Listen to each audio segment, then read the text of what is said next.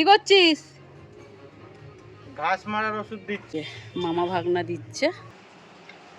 কালকের মতন সোমের হাতে রয়েছে একটা আনোখা জিনিস আমাদের কাছে। অনেক দিন এই থাকটা এরম ভাবেই ছিল, ফুটো করে রেখেছিলাম আমি। বাবা কটা জিনিস নিয়ে এসেছি। হ্যাঁ, কেমন আছো সবাই? আশা করছি সবাই ভালো আছো। আজকে অনেকগুলো ছোট্ট ছোট্ট সুন্দর সুন্দর কাজ করব, আর সেই গল্পগুলো তোমাদের সাথে করব। তো চলো দেরি না করে ব্লগটা শুরু করা যাক। ওকে, কি করছিস? ঘাস মারার ওষুধ দিচ্ছি। মামার বাড়ি থেকে এনে মামা দিয়েছিল, আর মামা এসছে, মামা গুলেও দিল। নিয়ে এসেছিলাম হচ্ছে ওই এর আগে কদিন আগে যে গেলাম মামা বাড়িতে, আর আজকে দিচ্ছি, মামাই গুলে দিল। দেখা যাক কেমন মরে এগুলো। এই যে মামি দাঁড়িয়ে, এই যে মামা মামি, ওই যে মামা আসছে। মামা এই ঘাস মারার ওষুধটা আমাদের দিয়ে যে কতটা উপকার করলো তোমাদের বলে বোঝাতে পারবো না। কারণ এতটা জায়গার ঘাস কোদাল দিয়ে কেটে কেটে পরিষ্কার করা কতটা মুশকিল সেটা তোমরা আশা করি বুঝতে পারছো। আর কিছুদিন অন্তর অন্তরই এই কোদাল দিয়ে পুরো পরিষ্কার করতে হয় আমাকে। এখন বর্ষার জন্য করছি না। এবার দেখা যাক ওষুধটা দিয়ে কত পরিমাণ ঘাস মরে।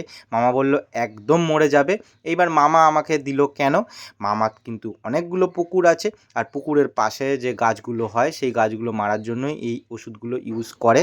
এগুলো সব জায়গায় পাওয়া যায় না, আর আমি বা তুমি যদি ঘাস মারার ওষুধ আনতে যাই কোনো দোকানে, সহজে কিন্তু দিতে চাইবে না, কারণ এক প্রকার হলে বিষ। তো বিষ এগুলো বলা চলে না, অ্যাসিড টাইপের, তো দিতে চাইবে না। এর আগে একটা দোকানে জিজ্ঞেসও করেছিলাম, বলেছে না হবে না। এইবার গালিব স্ট্রিট আছে, যে গালিব স্ট্রিটেও কিন্তু পাওয়া যায় গাছের মার্কেটে, কিন্তু ওখানের ওষুধগুলো ভালো কাজ করে না। মামা বললো এটা একদম ভালো কাজ করবে। দেখা যাক, তোমাদের অবশ্যই আপডেট দেবো নেক্সট ব্লগে। এইবার যেই কাজটা করব সেটা খুব ইম্পর্টেন্ট কাজ, তা বলছি।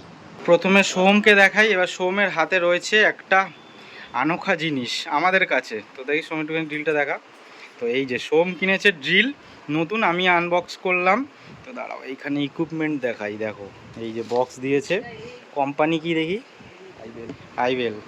আইবেল, এই দেখো এখানে সব দিয়েছে, গুলি টুলি অনেক কিছু আছে, দেয়ালে লোহায় কাঠে সব কিছু করার জন্য। এই যে হ্যান্ডেলও রয়েছে। এইবার আমরা বউনি করব হচ্ছে আমাদের এই র্যাকটা। কবে বানিয়েছি এই থাকটা, কবে বানিয়েছি এটা করা হয়নি। এর আগের বার ড্রিল এনে করা হয়েছিল এই থাকটা, কিন্তু এইটা করা হয়নি। তো এইটাকে এখন ড্রিল করব। ওই আমি ওখানে মার্কও দিয়ে রেখেছি, এই যে এখানে একখানা মার্ক দিয়ে রেখেছি, আর ওখানে একটা মার্ক। এর আগের বার ড্রিলে এটা করেছিলাম, তোমাদের দেখিয়েছিলাম, এটাও করবো। সোম দেখছে মাস্টার। আজ উদ্বোধন করলি? তোর বাড়িতেই উদ্বোধন হলো সোমের জিনিস। একটা ড্রিল কিন্তু বাড়িতে রাখা খুবই দরকার, কারণ অনেক ছোট ছোট কাজ যেগুলো ড্রিল ছাড়া হয় না। আর একটা ড্রিল আনার জন্য আবার কোন একটা ইলেকট্রিশিয়ানকে ডেকে নিয়ে আসবে, তার জন্য ঝামেলাও হয়। সোমের অনেকগুলো জিনিস আমাদের কাজে লেগে গেল। পুরো এটা ঘরাঞ্চিটা দিয়ে দিয়ে কাজ হলো ঘরে। আবার এগুলো মেন কি একটা জিনিস ভালো লাগছে, আমাদের বাড়িতে উদ্বোধন হলো। এটা বলেছিলাম আমাদের এটাই করি, কারণ কিনে নিয়ে এসেছি, এখন তো কাজ করার তেমন কিছু নেই যে সোম এটা করবে ওটা করবে। ওদের বাড়ি করা হলো তুই করে দিবি। আমাদের এটা নিয়ে অনেক কাজ আছে। আমাদের ক্যারামের যে সেটআপ আছে, ওখানে হচ্ছে আমরা বেঞ্চ বানাবো, তারপর হচ্ছে একটা টয়লেটের জায়গা সেট করব। এ বাবা, আবার টয়লেটের জায়গা? তোরা কি লেডিস নাকি তোরা? এ বাবা, তো আরো মানে সব এফে রাখা অনেক জিনিস রাখা, একটা থাক বানাবো। তাহলে ওখানেই তোরা থাকবি তিনজন। अरे कहना क्या चाहते हो? এই হচ্ছে পুরো বক্স লক করা। ও জিও দাস, ও জনউইক জনউইক লাগছে, বা জেমস বন্ড দেখাচ্ছি। সকাল থেকে তেমন কোনো ভিডিও করিনি, ওই ঘাস যে মারছিলাম সেইটা তোমাদের দেখালাম, আর ড্রিলটা নতুন যে সোম নিয়ে এসেছিলো সেটা তোমাদের দেখিয়েছি। মা অনেকক্ষণ ধরে বলছে, সকালেও বলছিলাম, বললাম না এখন রান্না বান্না জিনিস দেখাবো না। তো এখন হচ্ছে সর্ষে ইলিশ, তাই তো? সর্ষে পাবদা, পাবদা মাছও আছে।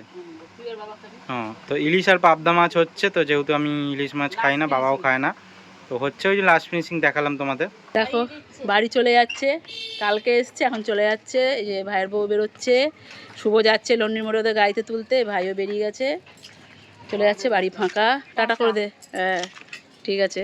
বাড়িতে যদি কেউ আসে, সেটা আধ ঘন্টার জন্য হোক, একদিনের জন্য হোক, বা দুদিনের জন্য হোক, কিন্তু তারপর চলে গেলে এমন যে ফাঁকা ফাঁকা লাগে কি বলবো তোমাদের। আশা করি সবার সাথেই এটা হয়।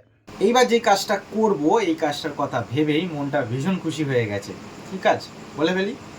থাকটা এখন সেট হবে। ড্রিলটা দিয়ে যে ফুটোটা করলাম, কিন্তু ভেবেছিলাম থাকটা সেট করতে হয়তো এক দুদিন সময় লাগবে, বাবাকে বলবো, বাবা এবার কবে করে দেবে তার উপরে নির্ভর করছিল। কিন্তু বাবাকে বললাম, বাবা আমাকে রড দেখালো, বলছে দেখ এটা দিয়ে কি হবে। বললাম হ্যাঁ হবে, তো চলো বাবা করবে, আমি তোমাদের দেখাবো। এখন থাকটার জন্য রড কাটা হচ্ছে, যেমন এর আগের বারেও থাকটা করা হয়েছিল, ঠিক ওইভাবেই করা হবে। আমি কিন্তু সরে যাবো না, দেখো আগের বারেও এরকমভাবে সেমভাবে কাটা হয়েছিল পাথরের উপর রেখে। আর এই দেখো কেমনভাবে কাটছে, আমি এটা কাটতে পারি না, তো সেই জন্য বাবা কেটে দিচ্ছে। অনেক দিন এই থাকটা এরমভাবেই ছিল, তো আজকে ফাইনালি সেটিং হবে। এরপর দেখবো এর মধ্যে কি কি রাখা যায়, কি দিয়ে এখানটা সাজানো যায়। থাকটা করলে এত সুন্দর লাগবে, দেখবে না কত সুন্দর লাগে। হ্যাঁ, বাবা আমাকে বলছে এই ইঁটটা যদি খুলে দেওয়া হয় তাহলে থাকটা আরও বড় হয়ে যাবে, অনেক কিছু রাখা যাবে। সেটা আমি দেখবো আবার পরে করতে পারি কিনা। তখন খুলিনি, তার কারণ নয়তো একটার পরে একটা ইঁট আরও খুলে যেত, কারণ একটা জয়েন্টের তো ব্যাপার আছে, ওইটা খোলা যাচ্ছিল না। এখন প্লাস্টার হয়ে গেছে যেহেতু খোলা যাবে। আর এই থাকটা করতে করতে আরও আইডিয়া আসছে, পাশে পাশে আরও কয়েকটা থাক করব সুন্দর সুন্দর জিনিস রাখার জন্য, সেই আপডেটগুলোও তোমরা পাবে। কিন্তু কটা দিন ওয়েট করে যাও, দেখা যাক এইবার কেমন লাগছে। হয়ে গেছে, এটা সোজা ঢুকে যাবে একদম ঠিকঠাক করে। এই দেখ, ওই তো রডটা ভেতরেই আছে, তাই না? ঠিক আছে, তো পুরো প্যাটার্ন ঠেকিয়ে দিয়েছো? হ্যাঁ হ্যাঁ হ্যাঁ, এটা খুলে কেটে দেবো। দেখো দেখি, সিমেন্টও আছে, রঙও আছে, সবই আছে। তাহলে তোমরা বুঝতে পেরেছো কি কি করতে হবে। দেখতে ভালো লাগতো, দেখতে ভালো লাগবে আর জায়গাটাও পাওয়া যাবে। ছেলে ডাকছে, যাই বলো সমাচার। কমপ্লিট হয়ে গেল সেটআপ করা, কিন্তু এর মধ্যে এবার যদি আমি কিছু না রাখি তাহলে কি করে হবে। কিছু কিছু নোংরা রয়েছে, সবটা পরিষ্কার করব। কিন্তু এইখানে মা একটুখানি দেখো কটা জিনিস নিয়ে এসেছি। হ্যাঁ, এবার দূরে যাও দূরে যাও, কয়েকটা জিনিস নোংরাও রয়েছে।